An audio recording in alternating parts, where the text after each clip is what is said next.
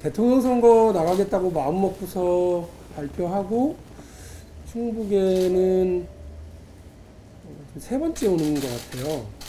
근데 그 비공개로 한 번 왔고 또 공개적으로 한 번 왔고 오늘은 이제 세 번째 오는데요. 대선 후보가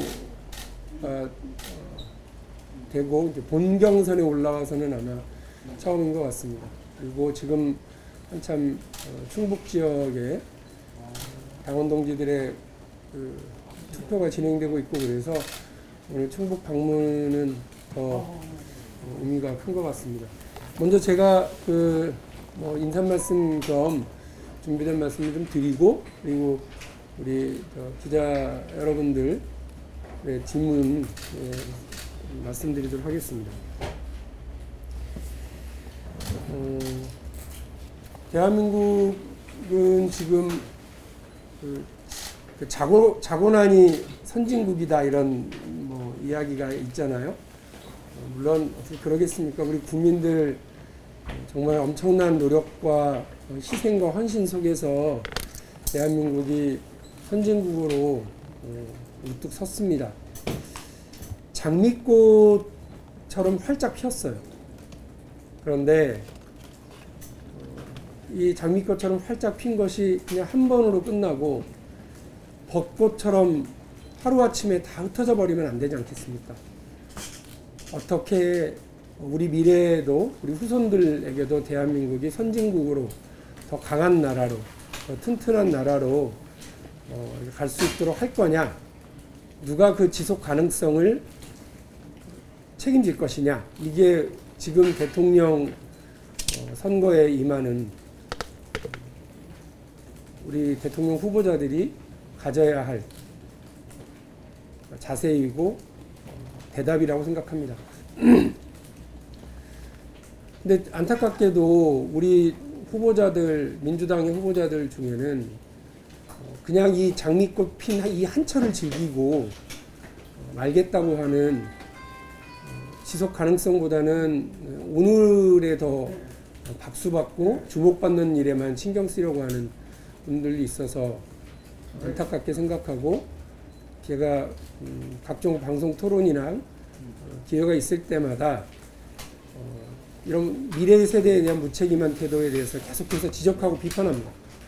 나랏돈 물쓰기 하듯 대회에 나오신 거냐라고 우리 후보자들의 재정 동원, 세금 동원 방식의 공약들에 대해서 비판을 계속 드리고 있습니다.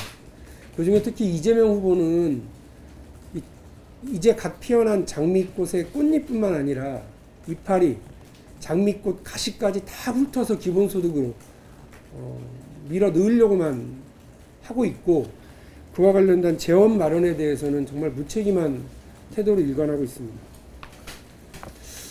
어제도요, 저도 그랬고 정세균 후보도 그랬고, 어제 1대1 방송 토론을 통해서 1대1 유튜브 토론이죠. 유튜브 토론을 통해서 이 기본소득 재원 마련에 대해서 여러 차례 묻고 확인하는데, 이재명 후보의 태도는 그냥 거울 보고 나는 할 수 있다, 나는 할 수 있다, 이 얘기만 반복하고 있습니다. 아니, 그렇게 되면 본인 임기 내에 쓰겠다고 하는 기본소득 재원 120조가 거울 보고 주문 내면 만들어집니까? 어떻게 준비하실 거냐 얘기하니까 나는 할 수 있다. 그 재원 마련의 구체적인 계획은 세워보셨냐 물어보니까 또 나는 할 수 있다. 이렇게 하시는 거 아니라고 저는 생각합니다. 이 본선을 두고 생각해보면 가장 불안하고 가장 걱정되는 후보가 이재명 후보입니다. 이렇게 해서 본선에 가신다 한들 본선 가서 야당 후보들이 봐줄 것 같습니까? 그리고 언론의 검증을 피해갈 수 있을 것 같습니까? 그리고 실제 대통령이 된다고 한들 이 엄청난 재원을 제대로 마련하실 수 있겠습니까? 그때 가서 또 나는 그런 공약 내건 적 없다고 하실 게 아니라면 지금 공약 검증과 관련해서 재원 마련 계획과 관련해서 제대로 답을 하셔야 된다고 생각합니다. 어제 특히나 그 1대1 토론 때 보니까 이 답변 회피, 불성실한 태도, 이거 뭐 거의 선제골 넣은 이라크 침대 축구 하듯이 하시더라고요.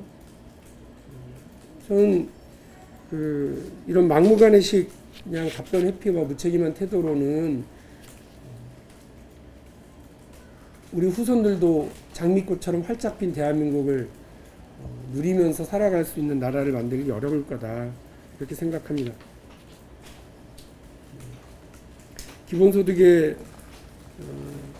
기본소득이라고 하는 그 아이디어와 제안은요, 나온 지 수백 년이 됐습니다. 그 수백 년 기본소득 역사에서 지금 처음으로 국가의 구체적인 계획으로 논의가 되고 있는 중이에요. 그것에 대해서 당연히 검증하고 재원 마련과 지속 가능성에 대해서 이야기하는 건 너무 당연합니다. 이 계획을, 이 공약을 철회하겠다라고 하실 게 아니라면 책임 있게 재원 마련 계획에 대해서 답을 하시라, 그 말씀을 다시 한번 드리고 싶습니다. 나랏빛이 천조가 되는 나랏빛 1천조 시대가 됐습니다. 언제까지 재정동원을 통한 정책, 그리고 세금 물쓰듯이 하는 방식으로 공약을 내세우고 선심성 공약과 정책으로 표를 받으려고 하십니까? 다른 후보자들 모두 마찬가지십니다. 지속 가능하지 않은 이런 선심성 공약들로는 청년들과 미래 세대에게 책임 있는 정치인이 안 될 뿐더러 결국은 비웃음을 사게 될 거다라고 하는 말씀을 드립니다. 저는 그래서 지속 가능한 경제 성장, 지속 가능한 복지 제도를 뒷받침하기 위한 경제 성장을 강력하게 추진하려고 하고, 국부 펀드, 그리고 바이미 식스 대통령, 동시감세를 통한 코로나 상황을 위기를 극복하고 경제 활성화를 만들어내기 위한 다양한 경제 성장 정책들을 제시하고 제출드렸습니다. 미래를 생각하고 대한민국의 더 확고한 발전을 만들어가기 위해서 유능한 진보의 길을 가겠습니다. 튼튼한 안보, 실력 있는 경제, 지속 가능한 복지제도, 이 세 가지가 우리 민주당이, 유능한 진보가 가야 할 길입니다. 안보에 불안하고 경제 문제, 먹고 사는 문제에서 무능하고 또 포퓰리즘을 진보로 착각하는 것은 제대로 된 진보 정치 세력이 아니다 라고 하는 말씀을 드립니다. 예. 뭐 잠재력이라든가 이런 걸 좀 평가해 주시고, 충북 관련해서 어떻게 대통령 되시면 어떻게 하겠다는 공약 같은 걸 조금 구체적으로 말씀해 주시겠어요? 우리 뭐 모든 후보자들이 이제 국토 균형 발전과 지방 분권에 대한 관심이 높고요. 그에 대한 이제 공약들을 이제 제시들을 하고 계십니다. 근데 뭐 저 같은 경우도 그를 위한 적극적인 뭐 공약들을 제시하고 있는데, 그 중에 일단 그랜드 플랜으로는 양경제를 말씀을 드립니다. 그래서 그냥 그 수도 이전 문제를 놓고 자꾸 이렇게 대립적으로 볼 게 아니라 서울도 국가 수도로, 그리고 세종도 국가의 행정 수도로 이렇게 발전시켜 나가는 것은 분권형 대통령제로의 개헌과 함께 실질적인 국토 균형 발전, 지방 분권을 만들어내는 상징적인 조치다, 이 말씀을 드리고요. 또 그런 의미에서 호남과 강원도와 충북을 연결해서 있는 이런 강호축의 교통 지역 어떤 국가 교통망을 구축하는 것 매우 의미 있다고 생각합니다. 교통과 관련해서 또 말씀을 드리면, 저는 김포 뜻밖으로 좀 출발점이 약간 다르긴 합니다만, 김포공항을 인천공항과 통합할 공약을 가지고 있습니다. 그리고 땅에 20만 가구 정도가 들어설 수 있는 스마트 시티를 구축하려고 합니다. 수도권에 특히 서울의 심각한 주택 문제는 다 얘기하는데 지을 땅이 없어서 가장 큰 문제거든요. 그러나 애초에 가지고 있었던 계획대로 김포공항을 인천공항으로 옮겨가면 또 다른 국토의 효율적 이용 효과가 나타나는데요. 그 중에 한 곳이 바로 청주공항입니다. 김포공항을 이전해서 인천공항하고 기능을 통합하게 되면 지금 김포공항을 이용할 이용객의 대부분이 제주로 오고 가는 분들이 많으십니다. 그런데 지금 청주공항은 계속 지속적으로 그 이용객들이 늘어나고요. 이용 활성화도 점점 더 되고 있지만 이렇게 되면 김포공항을 이용했었던 제주로 오고 가시던 서울과 수도권의 서남 쪽의 그 이용객들이 청주공항으로도 적극적으로 이용하게 되실 거고요.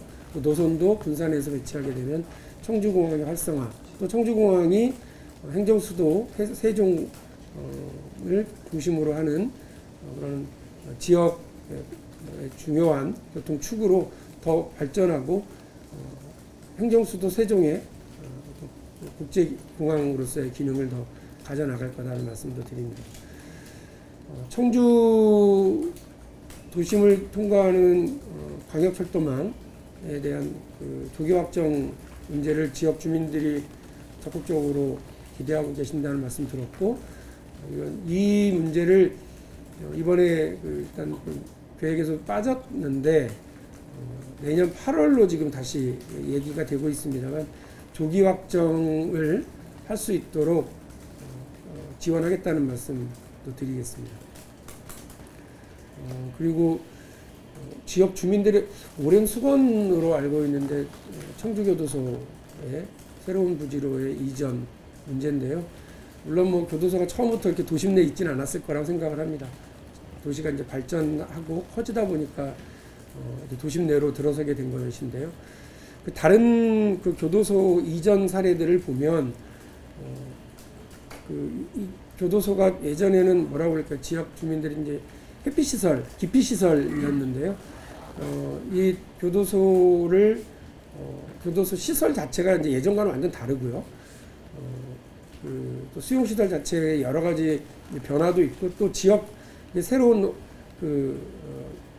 이전하는 지역에서는 새로운 지역 발전의 모멘텀이 될 수도 있고요. 또 이전하게 돼서 남는 그 예전 터를 중심으로 그 지역의 또 다른 이제 변화와 활력소가 되는 두 개의 효과가 다 있습니다. 예전에는 새로 이전하는 지역은 반대하고 원래 있었던 지역은 이 시설이 나가는 것에 대해서 환영하고 이러면서 지역 간의 대립이 되었는데요. 지금은 그렇지 않게 충분히 할 수 있다는 말씀 드리고요. 법무부가 이러한 이전 계획, 부지 마련 계획을 적극 빨리 좀 진행할 수 있도록 지원하겠습니다.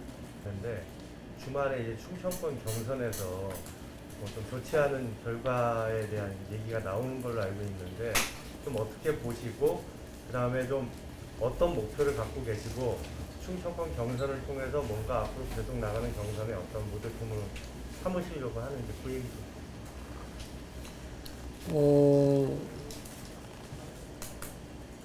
이게 민주당 경선이 어쨌든 조직 선거의 특성을 좀 가지고 있습니다.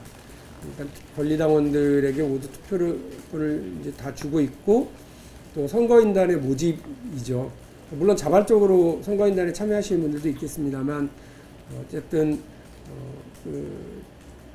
각 캠프가 총동원돼서 선거인단을 모집하는 것도 사실이기도 합니다. 그런 면에서 보면 개파의 지원 없고요.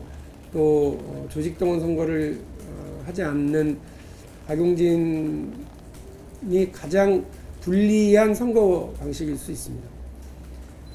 선거 관련 여론조사에서는 3위를 차지하고 있지만 막상 조직동원 선거의 성격을 띠는 투표에서는 그런 결과를 반영하지 못할 수 있다.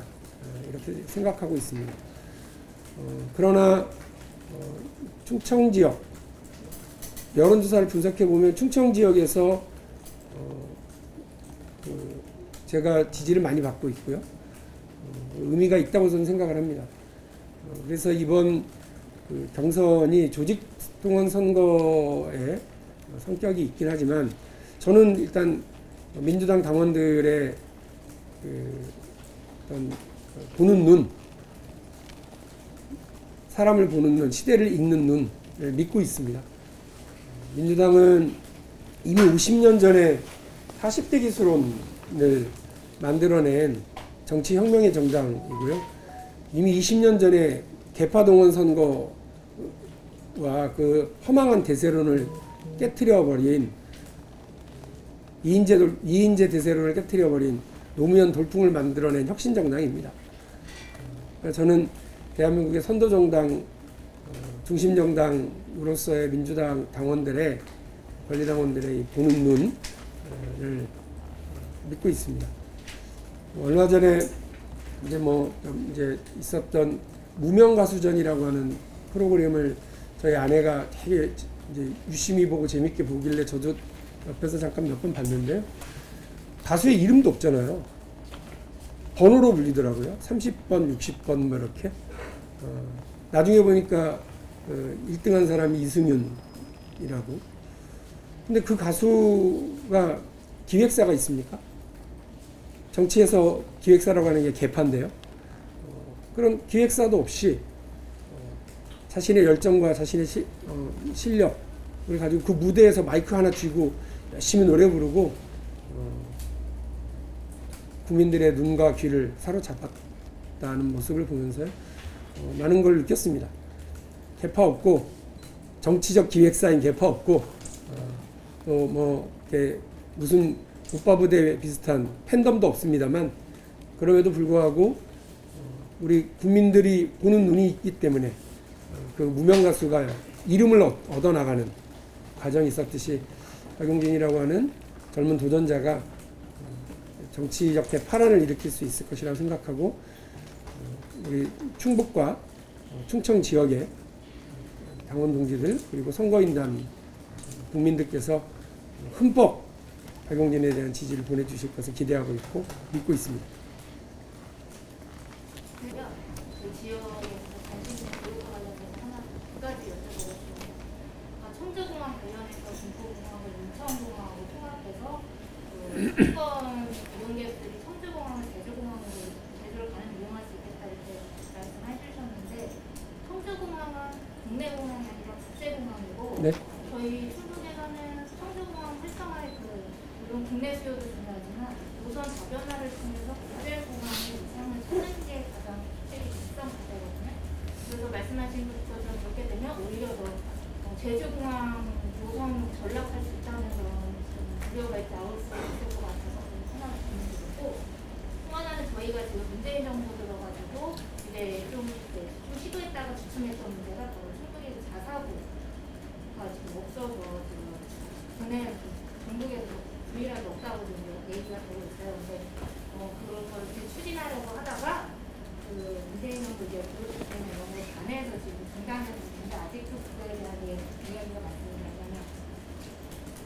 충북에 있는 학생들이 자사고가 없나 이런 게 없기 때문에 사시도로 중학교 때부터 전학을 가고 막 이런 상황들이 벌어지고 그래서 혹시 공약에 그런 부분도 혹시 교육위원회 활동을 하셨습니까?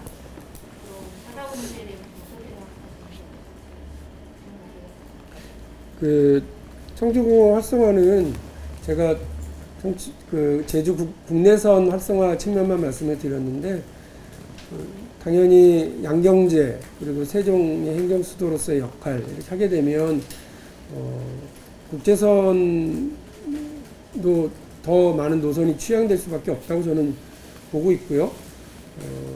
그런 면에서 김포공항의 일부 노선이 올 수도 있고 또 행정수도로의 자리를 확보해야 하는 그 과정이 저는 당연히 국제선을 더 늘려나갈 수밖에 없을 것이다라는 말씀 드립니다. 흔히들 신공항파 이래서 뭐 박용진은 김포공항, 이낙연 후보는 그 서울공항 얘기하시는데요. 서울공항은 국가안보 문제를 건드려야 되는 중차대한 문제를 아무렇지도 않게 이야기하셨다는 측면에서 국무총리를 지내셨던 분으로서는 조금 무책임한 제안이었고요. 김포공항 문제는 그것이 애초에 인천공항을 설계할 때부터 포함되어 있었던 부분이고 그 지역 인근의 모든 주민들이 김포공항으로 인해서 겪고 있는 고통이 너무 심해서 이 이전 문제에 대한 뭐 다른 반대나 이런 것들은 없다 이 말씀 먼저 드립니다. 청주공항의 어떤 활성화, 다변화, 역할의 중요성 이런 부분은 충분히 제가 동의하고요. 그렇게 진행될 거다라는 말씀 드립니다. 자사고 문제와 관련해서는 근데 이미 이제 2025년이면 이제 자사고를 다 이제 사실 폐지하는 법안이 통과가 되어 있는 상태라서요. 그 부분은 다시 재론하기가 어려울 것 같은 상황이고 그러니까 다른 지역에는 있고 이 지역이 없다라고 하는 말씀은 이제 자사고 법안, 폐지 법안들이 통과되기 이전에 이제 상황을 말씀하신 것 같고 지금은 이제 아예 자사고를 시도 교육청별로 알아서 재인가를 내려주지 않는 방식으로 하는 것은 법리적 논쟁이 있지만 국회에서 법이 통과된 상황에서는 재론할 상황이 없는 것으로 알고 있습니다. 나왔던 부분이라 좀 여쭙겠는데요. 지금 금방 조금 전에 이제 공약 기본소득 얘기하시면서 일단 이재명 지사에 대해서 지금 공약에 대한 문제점이나 이런 것들을 말씀하셨고 실제로 이 공약을 갖고 대통령까지 간다고 하면 사실 그래 굉장한 문제가 될 수도 있다라는 부분까지 지적을 좀 하셨고요. 또 지금 경선 관련돼서 이제 지지율이 그렇게 많이 오르고 있지 않고 또 조직적인 한계에 대해서도 좀 말씀을 하셨는데 그렇다고 하면 지금 이 경선 진행 과정에서 반 이재명 연대라든지 이런 얘기들도 좀 나오고 있는데 그런 부분들도 좀 충분히 가능하고 고려하고 계시는 부분들인 건지 좀 여쭙고 싶습니다. 제가 두드러지게 이재명 후보의 기본소득을 비판하긴 했습니다만 실제로 이낙연 후보가 말씀하시는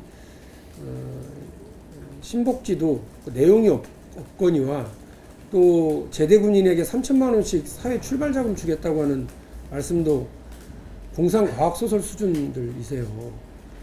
그걸 계속해서 그게 가능하겠습니까? 지속 가능하지 않은 제도를 자꾸 얘기하시는 거 그거 복지가 아닙니다. 그거 포퓰리즘이에요. 딱 20살 되면 1억씩 주겠다고 하는 정세균 후보의 미래시아 통장도 어제 제가 다시 확인했습니다. 세금이죠? 예, 그렇게 얘기하십니다. 국민연금과 기초노령연금을 합쳐서 100만 원을 무조건 보장해주는 제도를 만들겠다고 하시는데 그 세금이죠? 예, 그렇게 얘기하십니다. 나라 빚이 천조입니다. GDP 대비 드디어 국가부채가 이제 50%가 넘어서기 시작했습니다. 이렇게들 하실 거예요, 정말? 언제까지? 아니, 우리 20대, 30대들한테 안 미안한가요? 국민연금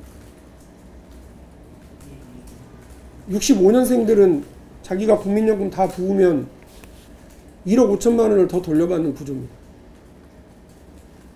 우리 2000년생 우리 청년들은요, 국민연금에서 5천만 원도 못 돌려받고요.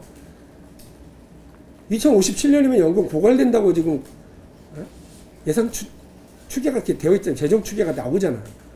그럼 어떻게 하면 청년들에게 미래를 어떻게 하면 장미꽃 피는 대한민국을 계속해서 물려줄 것인지를 이야기를 해야 되는데 집권 여당의 대선 후보들이 어떻게 이럴 수가 있어요.